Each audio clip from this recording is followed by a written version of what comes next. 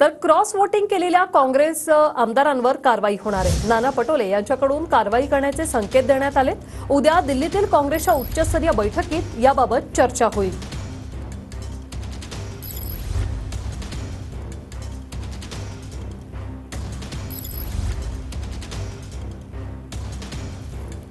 नाना पटोले यांनी याआधी कारवाईचे संकेत दिले होते। आता पुन्हा एकदा नाना पटोले यांनी कारवाई करण्याचे संकेत दिलेले आहेत। तर उद्या दिल्लीतील काँग्रेसच्या उच्चस्तरीय बैठकीत याबाबत चर्चा होईल। हे बघा, हे सिक्रेट बॅलेट होतं, टेक्निकली पॉइंट आहेत त्याच्यामध्ये, आपल्याला कळतंय। त्यामुळे जे कोणी याच्यामध्ये दोषी आहेत त्या दोषीवर दोषी पे गाज गिरने वाली है, बस इतना ही मैं इतना कहूंगा आपको। कारवाई होणार, झालीच आहे।